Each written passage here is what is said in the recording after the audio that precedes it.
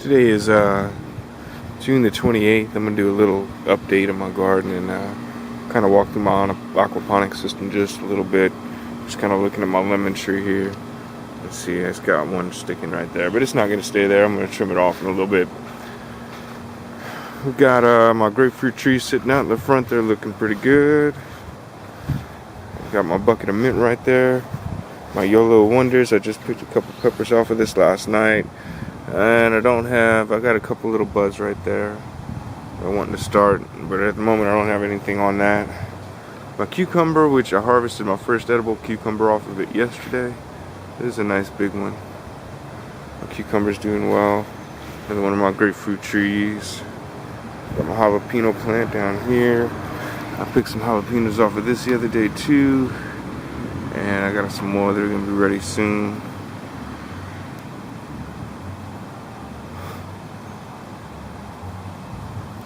Rosemary's doing good. The corn's about done. I got a couple more ears of corn that I might be able to pick off there and eat, but for the most part, my corn is done. So, and then if you come with me into the backyard, I'll show you my little side garden real quick.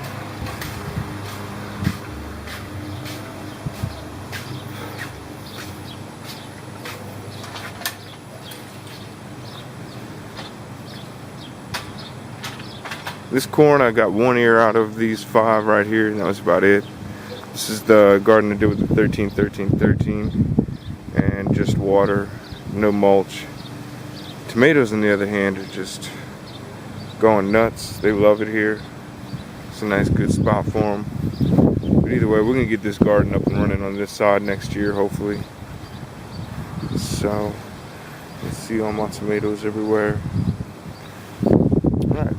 Check out that other garden over there on the other side. Quick look at my pear tree. My pears are just getting big and fat. They're falling down everywhere. You just see my big old pears there. So, and the squirrels are eating some, the birds are eating some. But we're gonna eat some too. So, let's see all the pears that have dropped so far. My blood orange is doing good. Figs and my other orange tree for the neighbors, or other neighbors' trees really. A little bit of a mess back over here. I'm getting some lumber ready to build a little thing, but this is my aquaponics system. I'm gonna try and go through y'all a little bit. I'm gonna start down here with the sump tank. This is kind of where the heart of the whole system's at. Go down here. This water is kind of clear. I don't know if you can see down there, but if you can see, that's my pump. And that's going to pump straight up this line right here. And that's going to pump all the way up over to my fish tank. And I have this first valve here. And it usually just stays all the way on. I'm going to scoot this board back so you can see my little connection here. This always stays on. And then I have 2 little ventry tubes right here. You can see this one's not doing so well. But I got 2 little ventry tubes right there that the hope is it'll suck a little bit of air into there when it comes out right there. Now the thing that you've noticed is that it's summertime is in full swing and you can't see through to the bottom of my fish tank anymore. It is all green with algae. So this is what I was trying to hope to accomplish by putting up all these boards all over the place. It didn't work so well. So it's definitely going to be going into the shed coming in the spring. Anyway, back to this little connection right here. It tees off. This here is actually controlling how much water is coming out right here. This just returns right back into the sump because I'm pumping more water than I actually need to be pumping, and so I just have it all going back into the sump. Now I don't have any restrictions on that pump. I don't know if I can or not, but I just don't want to have any restrictions. So I'll have this just going down and then straight back into the sump down there into that empty grow bed. So, alright, I'm going to go around to the front here. I'm going to show you my filter and my slow.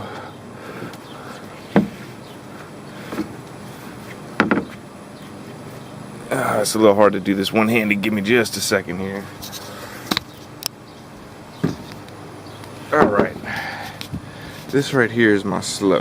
This is my solids lift overflow. So what's happening is this pipe goes all the way down to the very bottom of the fish tank, and it tees off, and it kind of covers almost a good section of the bottom. I cut a bunch of slits in there so the little fish can't get in there and get sucked up, and it comes through this pipe right here and empties about halfway down right there and empties into this bucket right here. This bucket is not a good bucket to use. This bucket, although it looks like you can't see light through it, light passes through very easily, and I do have algae growing on there inside the bucket. Let's see if we can take it off and show you inside the bucket. No, I'm not going to worry about it. It's just a little too difficult to take off at the moment. So anyway, this tube at the top right here, well, let's talk about this for a minute. Let's start at the bottom. Down here, you notice I have this little pipe that comes off, and so what at the bottom here, I have kind of a solids overflow setup. I have that pipe comes in and it turns out at a 90, or it turns out actually at a 22.5, half of a 45, half of one of these, which this is a 45, this is a 90, so it has a 45 in there. I think that's what it is. I don't know, don't quote me on it. Anyway, it's got a little bend in there and it pushes the water in a swirling motion, and I have another one of these lids like on the top here. I have it cut, and I made it into like a funnel and screwed it together and pushed it down through this hole in the bottom here, so it kind of sets in that on top of this pipe, this 2-inch pipe right here that's feeding up to the bottom of there. So all the solids will eventually settle into the bottom of this pipe right here, and then about once maybe twice a month, seeing I have very low stocking density, I open this up, catch all that good poop and water and solids and stuff, and I go stick it over there in my tree or in the front garden or wherever I might need it. So that's the bottom part of this filter. The top part of this filter is a biofilter, and it's just separated by another one of these tops that I kind of cut and left it flat, and just kind of it sits on top of that pipe that's bent, and I put a little screw right here and put some silicone over it so it's got somewhere to sit on this side. It kind of just sits flat and keeps a separation between there. Above that, I've got some of that I've got some of those green scrubby pads, I got some window screen, and I also have a piece of actual pond filter, the blue and white pond filter.